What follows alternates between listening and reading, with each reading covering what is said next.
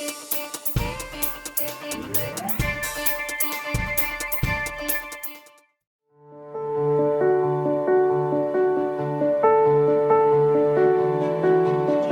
ka sa Diyos. Ibigay mo sa Diyos ang iyong mga suliranin. At ang Diyos mismo ang siyang gagawa ng paraan. Bibigyan kanya ng katalinuhan. Bibigyan kanya ng isang kaibigan o ng isang taong pwedeng tumulong sa iyong problema, sa iyong suliranin. Hindi ka bibitawan ng Panginoon. Mayroong mga karanasan sa buhay, kung wala kang salita ng Diyos, talagang ikaw ay bibigay. Sa dami po ng mga alalahanin, sa daming karanasan ng tao, muntik-muntikan ng mamatay. Pagkatapos, ang daming pang pinapasok ni Satanas sa iyong isip na pwede kang ganito ang mangyari sa iyo. Yung darker side of life ang ibinibigay ni Satan. But when you know the Word of God, cast your care, cast your burden upon Jehovah, upon the Lord, and He will hold you.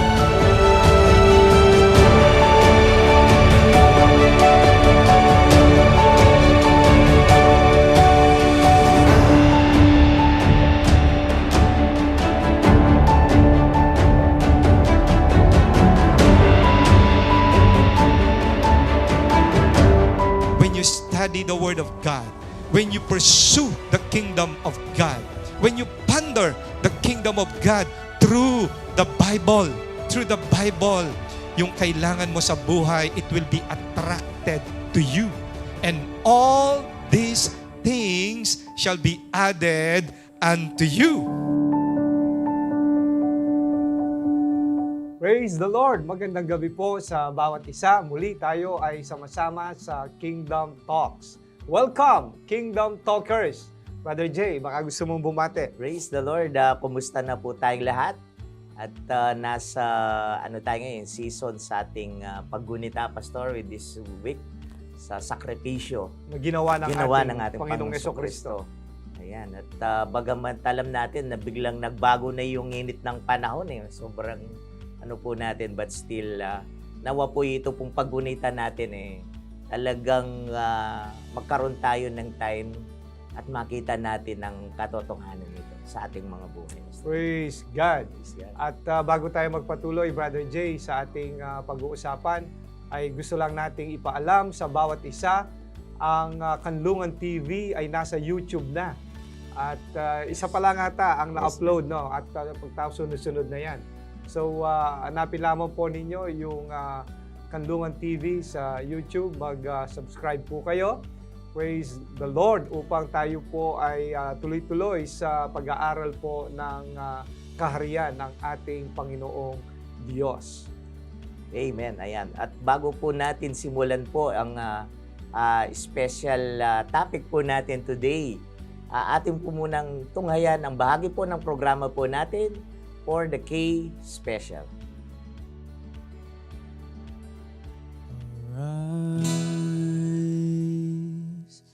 Arise,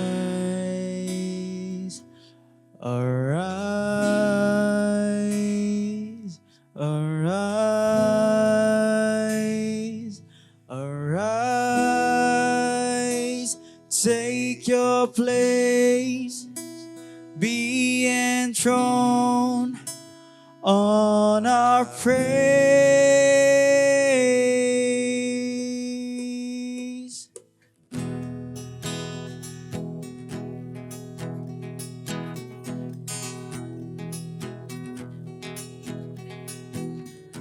One thing we ask for you, one thing that we desire, that as we worship you, Lord, come and change our lives.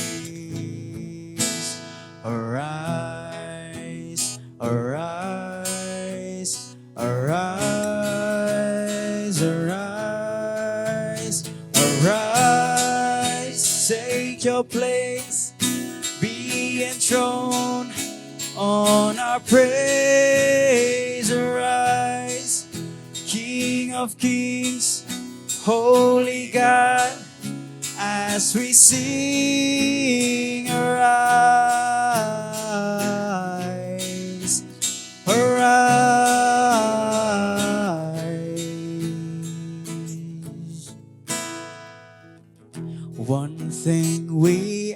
for you. One thing that we desire, that as we worship you, Lord, come and change our lives. Arise, arise, arise, arise, arise. Take your place, be enthroned on our praise. Arise, King of kings, Holy God, as we sing. Arise, arise.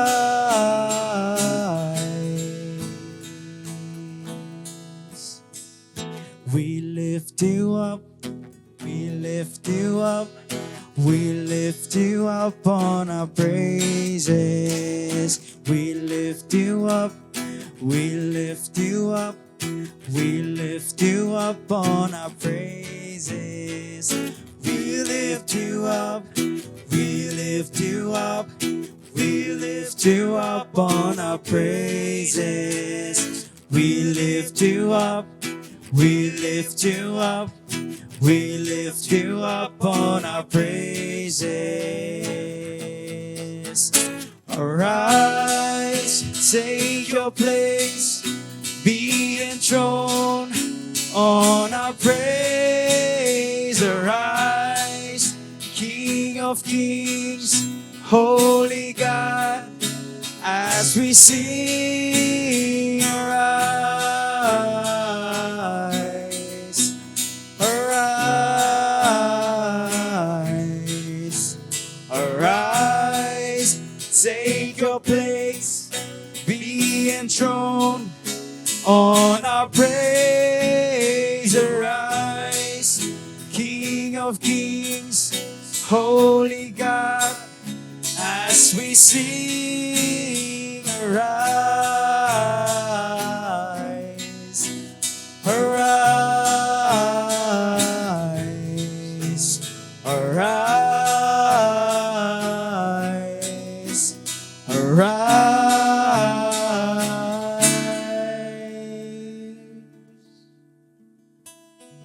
Wonderful. Napakagandang awit. Arise, Praise God. O God, King of Kings and Lord of Lords. Yes. So, ang ating Panginoon Diyos ay siya lamang ang ating maasahan sa buhay na ito.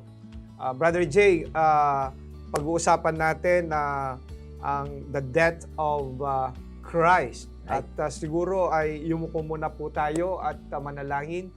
Dakilang Diyos, kami po ay nagpapasalamat sa iyo sa gabing ito. Yes, Lord. Gamitin po ninyo ang programang ito, O Diyos, upang patuloy na maabot ang maraming mga tao na sumusubaybay sa Kingdom Talks, wherever Yes, Lord. they are, O God. Yes, And Lord. we welcome the very presence of the Holy Spirit in our midst. Father, this we pray in Jesus' mighty name. Amen and amen. Amen. So, ito ay special program natin dahil sa Lenten season, Opo. Brother Jay. Mhm. At pag-usapan natin the death of Christ. So, the death of Christ is foreseen throughout the Old Testament in many types. Mhm. Only a few of the most outstanding of this can be mentioned. Pero dalawa lang ang ating tatalakayin, Brother Jay, dahil hindi sapat yung oras. So, ang unang type ng death of Christ, ang hirap sa Tagalog Opo. ure o kaya tipo. Yeah, opo, Okay, tama. the type. Okay? Ang unang type ng death of Christ is the coats of skins or garment of skins. Makikita natin yan, Brother Jay, sa Genesis chapter 3, verse 21. Ang sabi ng Bible, "Unto Adam also and to his wife did the Lord God make coats of skins and clothed them." Mhm.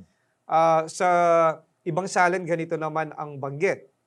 The Lord God made garments of skin for Adam and his wife and clothed them. And then sa wikang Tagalog ay ganito po ang pagkasabi. Ang mag-asawa'y binigyan ni Yahweh ng mga damit na yari sa balat ng hayop. Ano ba yung, bakit ginawa ito ng Panginoon Diyos, Brother Jay? Bakit binigyan sila ng mga damit na yari sa balat ng hayop?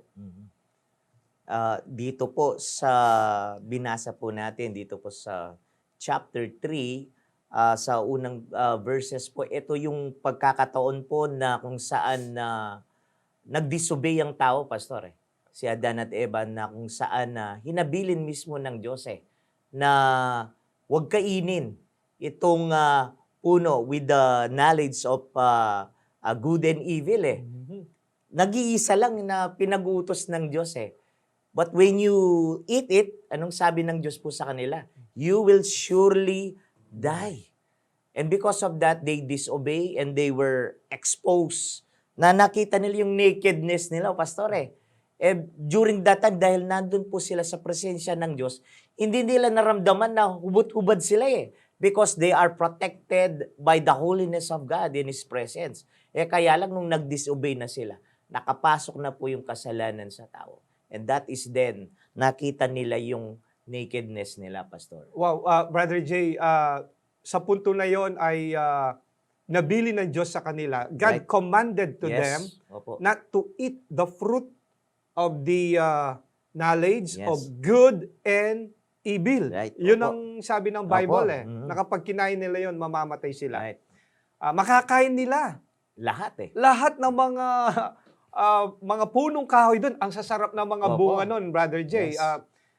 Isipin mo, sa ating kapanahunan, ang sarap ng apple, ang sarap ng bayabas, ang sarap ng kasoy. Opo. Lalo ngayon, ako kumakain ako ng kasoy. Oo. Dahil namumunga na. Sarap yun. Sarap.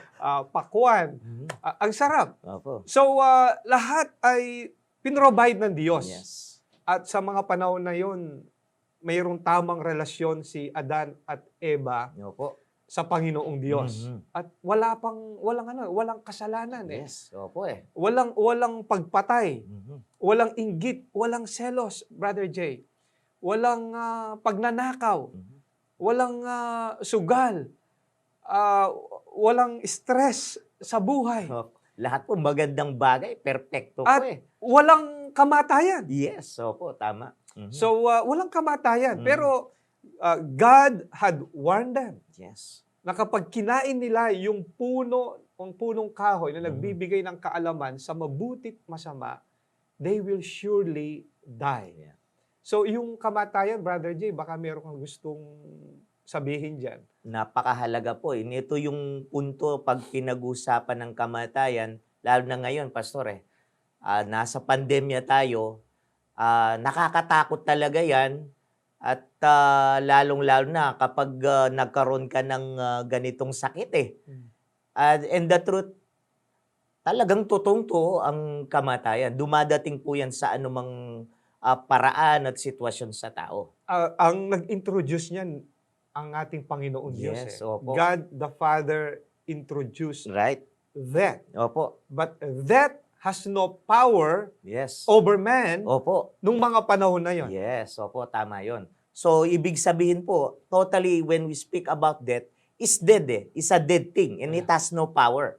But, nagkaroon ito ng kapangyarihan when Adam and Eve, sila po'y nag-disobey. Yeah. And therefore, ito na po ngayon ang naranasan natin. Yeah, when they sin against God. Yes. So yung pag tiningnan mo yung Greek word, Hebrew word ng sin is Yes. rebellion ang ibig Rebellion, sabihin. When opo. they rebelled against God, Mhm. the commandment of God given to them, they rebelled against God.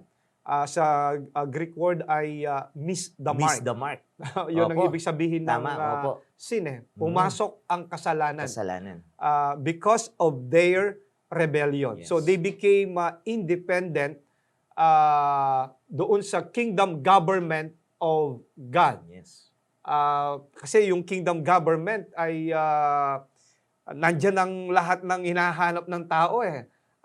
Kapayapaan, kaayusan sa buhay, contentment, fulfillment. Nandyan eh. Nandyan Opo. lahat eh.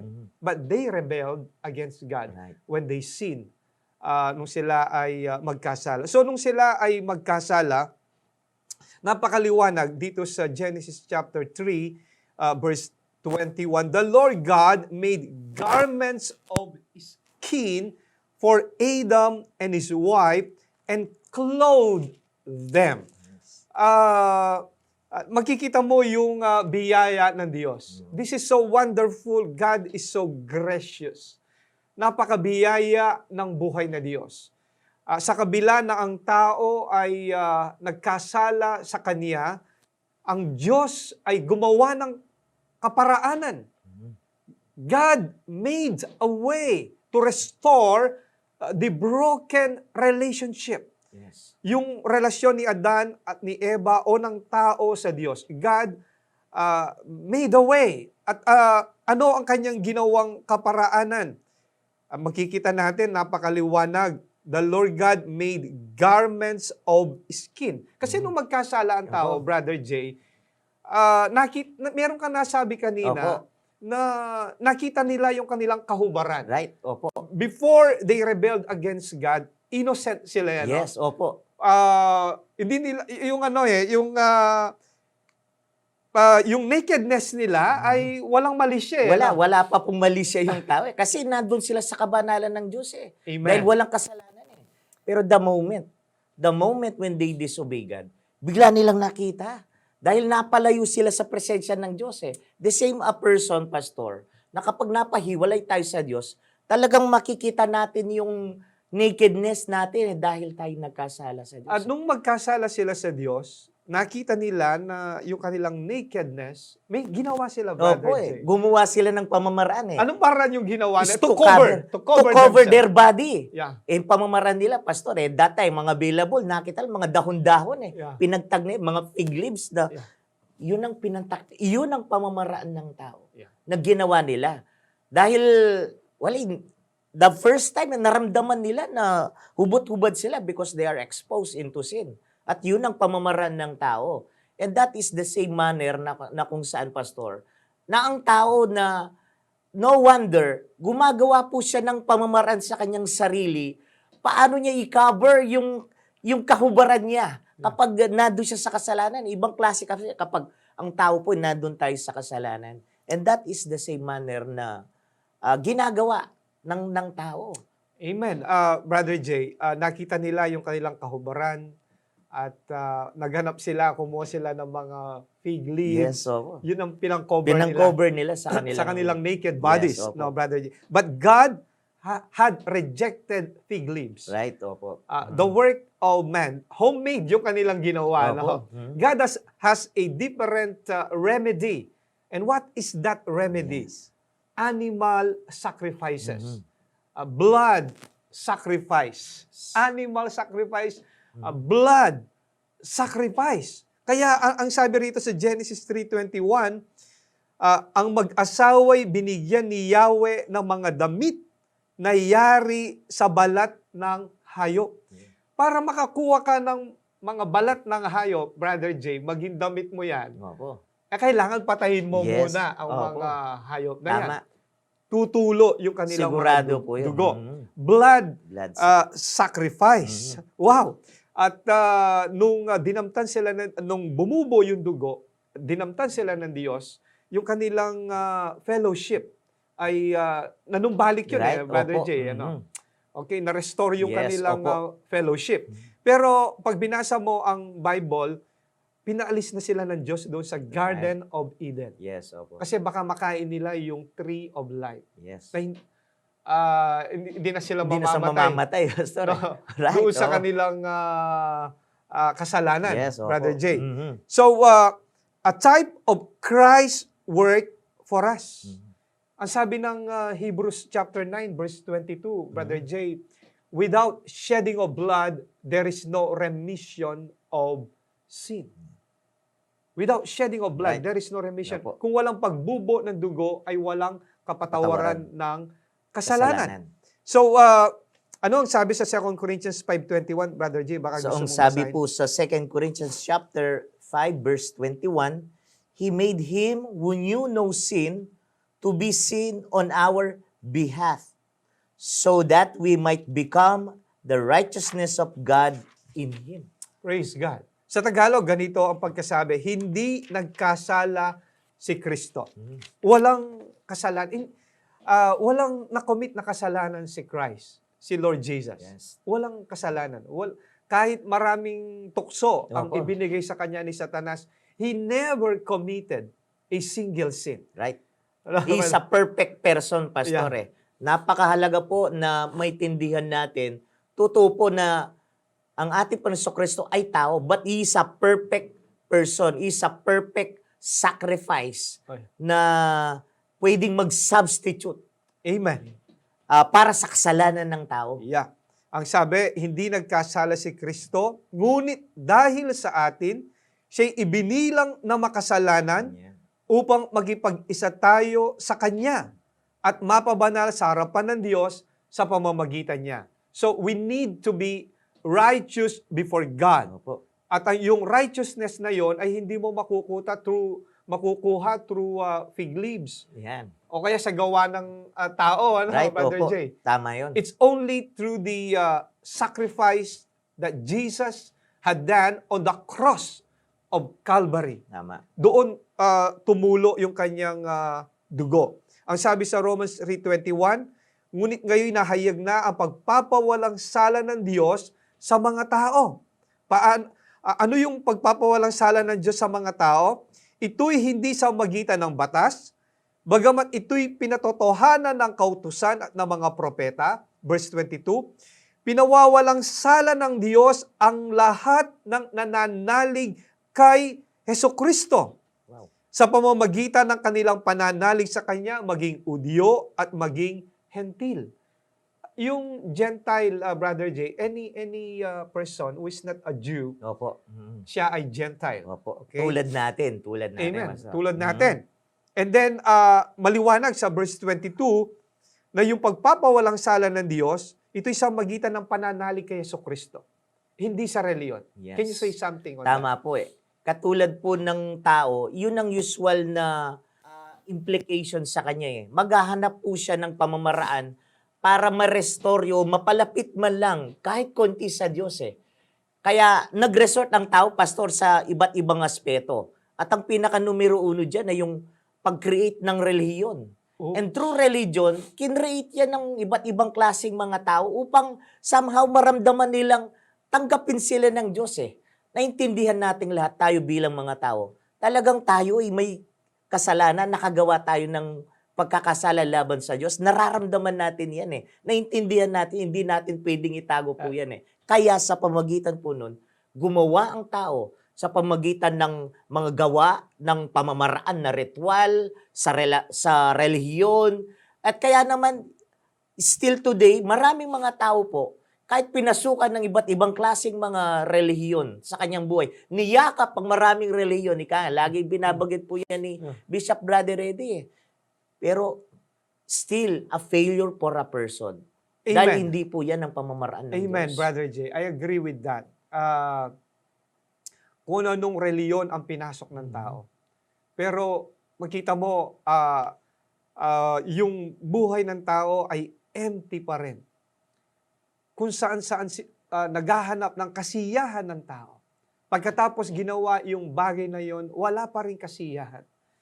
You can only find satisfaction in life when you surrender your life to Jesus Christ. Tama po. When you believe on Him, na kapag ikaw ay nanampalataya kay Jesucristo at hindi sa anumang reliyon o sa sinumang tao. Napakaliwanag ng Romans 3:22, pinawawalang sala ng Diyos ang lahat ng nananalig kay Jesucristo. Sa magitan ng kanilang pananalig sa Kanya maging Udyo at maging Hentil. And then sabi ng verse 23, Romans 3:23, sapagkat ang lahat ay nagkasala. Lahat Lahat. ay nagkasala. Tayo po lahat. Maging yung mga founders Right. ng mga various religions. Maging sino man sila. Yung mga founders ng various religions. Right. We can name them all. Yes. Kasama sila. Sapagkat ang lahat ay nagkasala at walang sino mang karapat-dapat sa paningin ng Diyos. Si Lord Jesus, Brother Jay, hindi siya nagtatag ng anumang reliyon. Tama po. Yun napakahalagang maintindihan natin, Pastor, no? Na marami binabanggit nila that the Lord Jesus Christ, siya yun daw yung founder ng Christ. No, that is wrong eh. Ang maling konsepto po yun eh. Ibig sabihin, bumabalik pa rin tayo sa gawa ng tao. But honestly, hindi reliyon ang itinatag ng ating Panginoon. It's kingdom. It's the kingdom na binabanggit po natin. Amen. Napakalawa. Kariyan ng Diyos. Kaya nga ang programa natin, Brother Jay, ay Kingdom Talks. Right. Kingdom Talks. And then, ang sabi sa verse 24 ng Romans chapter 3, gayunman, dahil sa kanyang kagandahang loob, ay pinawawalang sala sila sa pamamagitan ni Kristo Jesus na nagpalaya sa kanila because of the grace of God. Because of the kindness of God. Imagine, Brother Jay, sino ka ba? Sino ba ako? Sino ba? Kahit sabihin mo na sino ba yung tao na yun, kahit siya na yung pinakamatalinong tao. Kahit siya na yung pinakamayamang tao, Brother Jay. Na kung hindi namatay si Lord Jesus on the cross of Calvary, hindi siya maliligtas. No po, tama yun.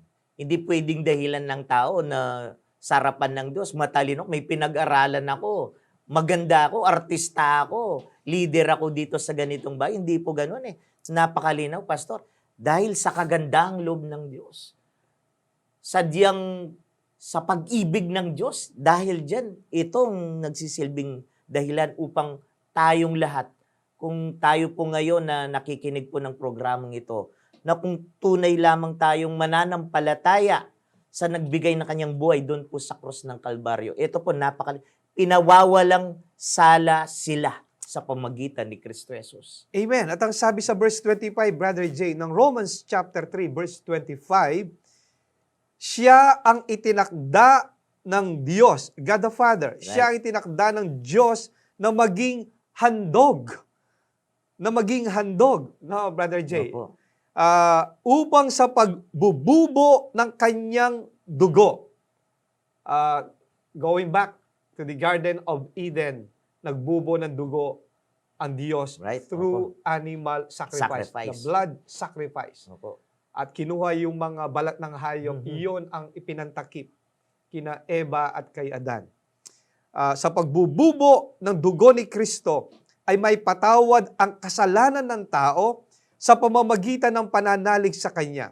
Ginawa ito ng Diyos upang ipakilalang siya'y matuwid. Sapagkat noong una nagpimpi siya at ipinagpaumanihin ang mga kasalanang nagawa ng mga tao. And then in verse 26, at sa ngayon, pinawawalang sala niya ang mga nananalig kay Jesus upang patunayang siya'y matuwid. Mapapawalang sala lang ang tao kung siya'y mananalig kay Jesucristo. Tama. Brother Day, I think we cannot finish this. Sapat itong pinag-usapan natin, Opo. garments of skin.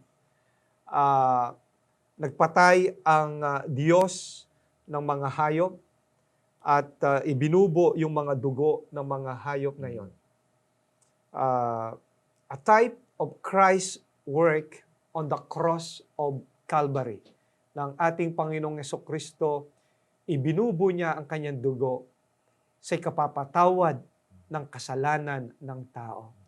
The Lord Jesus had done His part, and you have to do your part. And what is your part? Your part is you have to believe on the sacrificial death of the Lord Jesus Christ. Maaring kayo po ay naghahanap ng katotohanan. Mapabuti po ang inyong kalagayan sa buhay, spiritually, physically, financially, even materially.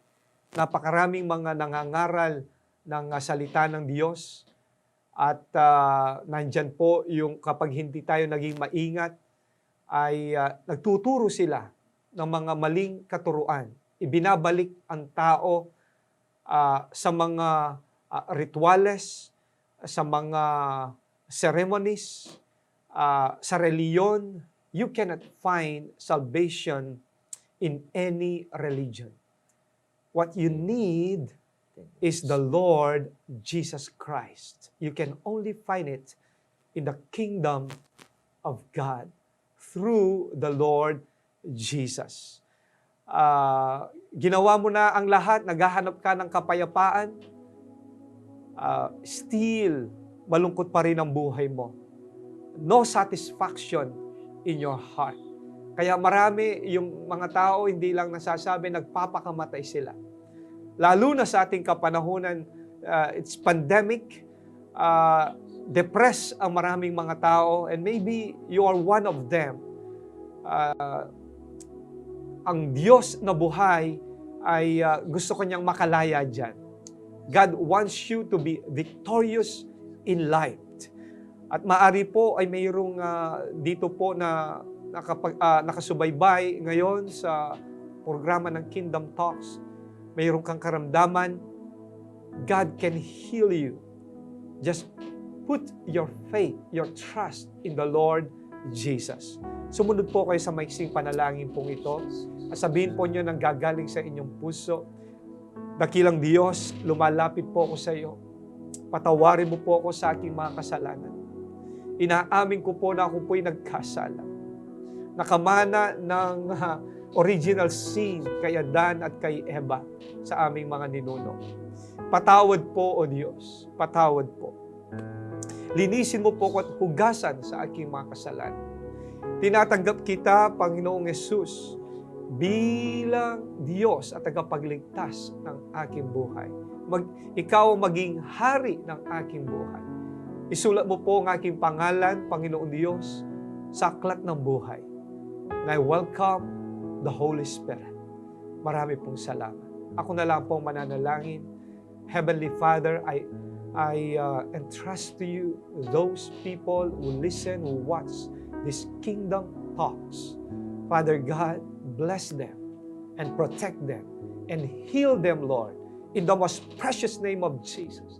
Sino man po ang nasa banig ng karamdaman, we command that sickness and disease to come out, to depart from that body, maging sa ospital man, maging sa kanilang Lord. bahay, Yes, be Lord healed in the most precious name Amen, of the Lord Jesus Christ. Amen. Mula ulo hanggang sa iyong talampakan, Amen. tanggapin mo ang kagalingan na nagmumula sa Yes. buhay na Diyos. Yes, we believe. Hallelujah, hallelujah. Yes, Lord. In the Marami name pong of salamat, Jesus. O Diyos. And this we pray in Jesus' mighty name. Amen and amen. Praise God. Praise the Lord. Sa pagpapatuloy po ng ating programa sa Kingdom Talks, siyempre sa Kanlungan TV, May tahanan ka.